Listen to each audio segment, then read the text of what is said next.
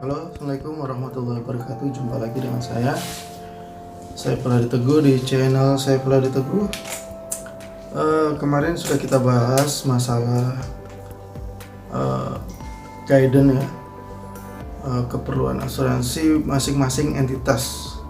Jadi ada 3 entitas tadi. Entitas rumah tangga ya, sudah kita bahas kemarin. Kemudian yang kedua adalah entitas badan usaha ya. Yang ketiga nanti adalah entitas pemerintah. Jadi sekarang kita bahas yang entitas badan usaha. Yang pertama, badan usaha yang paling gampang ditemui ya pedagang ya, pedagang atau baik itu di pasar maupun di ruko. Nah, ini ada 2 exposure ya. Yang pertama adalah pedagang di ruko, yang kedua pedagang di pasar.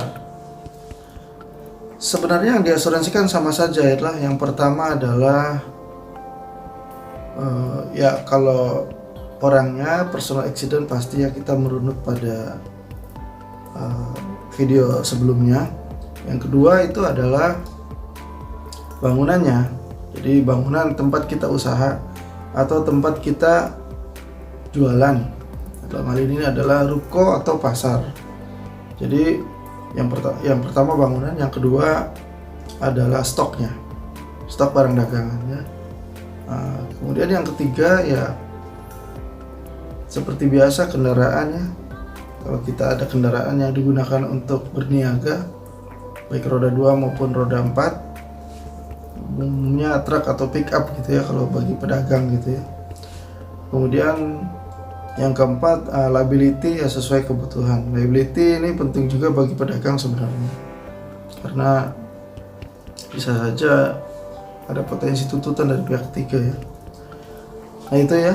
Jadi yang pertama adalah SDM, udah dibahas di video pertama. Yang kedua adalah propertinya, terdiri dari toko, bangunan toko, dan stok barang dagangan. Kemudian yang ketiga adalah kendaraannya, kendaraan untuk baik itu kendaraan operasional khususnya baik sepeda motor maupun mobil pick up atau truk biasanya ya. Nah, kemudian yang keempat adalah liability-nya seperti biasa. Nah, asuransinya apa saja ya? Sama asuransinya. Asuransi untuk orang ya berarti personal accident.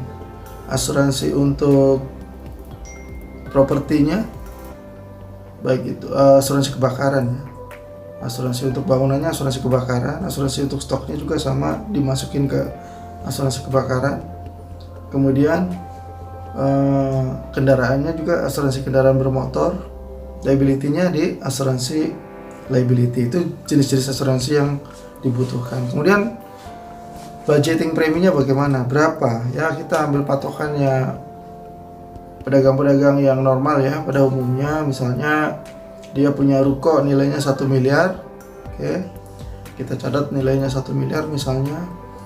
Kemudian stok barang dagangannya adalah 1 miliar juga misalnya. Jadi total 2 miliar ya. 2 miliar dikalikan rate-nya untuk ruko itu ya, ruko yang permanen kelas 1 itu rata-rata 1,5 per mil. 1,5 per mil itu berarti kalau dikalikan 2 miliar berarti sekitar 3 juta 1 tahun. Jadi itu melindungi bangunan ruko dan aset. Bangunan ruko dan stok barang dagangan. Itu nilainya 3 juta. Tapi beda kalau misalnya kita jualannya di pasar atau di mall misalnya, itu beda lagi. Kalau di mall itu kurang lebih aja ya. Pasar modern juga kurang lebih saja. Tapi kalau di pasar tradisional itu estimasi preminya bisa jauh ya. Dari misalnya sama-sama di ruko, sama-sama rukonya 1 miliar, kemudian sama-sama stok barang dagangan 1 miliar, harga pertamaan total 2 miliar. Kalau di ruko biasa bukan di pasar, preminya tadi udah dihitung 3 juta 1 tahun. Tapi kalau di pasar tradisional itu bisa mencapai 20 per mil. Nah, itu ya. 20 per mil atau 2% kita hitung aja ya, berarti 2 miliar dikali 20 berarti 40 juta ya 1 tahun. Memang mahal sekali ya kalau di pasar tradisional, tapi kalau di pasar modern sama di mall itu kurang lebih sama dengan premi ruko, itu gambarannya. Kemudian asuransi kendaraan bermotor. Asuransi kendaraan bermotor untuk pedagang biasanya pick up atau truk ya. Truk dan pick up kalau umurnya masih muda sampai dengan 5 tahun biasanya asuransi masih mau all risk ya, dengan rate premi yang cukup murah, rata-rata 1%. Jadi kalau nilai pick up kita 75 juta ya 750.000 1 tahun.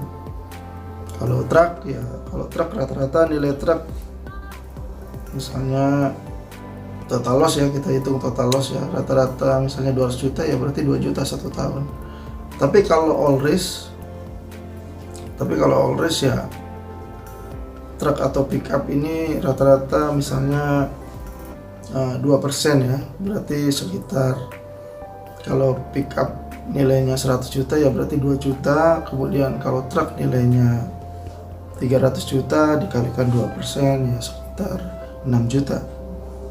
Nah itu estimasi preminya ya untuk pedagang. Kemudian liability ya, kalau liability barangkali di toko kita itu menyediakan apa istilahnya ya, yang bisa membahayakan orang pengunjung dan sebagainya, atau misalnya orangnya terpeleset di toko kita ya, tapi akan jarang-jarang sih, cuman namanya kita jaga-jaga ya. Ambil aja katakanlah nilai pertama 100 juta kalikan 3 per mil atau 5 per mil ya sekitar 500.000 ya. Jadi preminya kecil, 300 sampai 500.000 untuk liability. Nah itu ya gambaran exposure risiko di suatu entitas pedagang ya, baik itu pedagang di ruko maupun pedagang di pasar tradisional. Tadi ada perbandingannya, jadi tinggal lihat saja kondisi kitanya di mana jualannya, apakah di ruko tersendiri ya yang terpisah dari pasar atau masuk di lingkungan pasar tradisional, karena ini akan sangat jauh berbeda preminya. Nah itu ya. Oke, itu saja yang untuk pedagang entitasnya. Nanti ada hitung-hitungannya. Nah di sini nanti ada hitung-hitungannya. Nah dilihat saja, kalau nggak ada ya nanti di description ya, di description ada hitungannya. Oke, thank you. Terima kasih banyak. Selanjutnya adalah entitas untuk badan usaha dan pemerintah. Lanjutkan.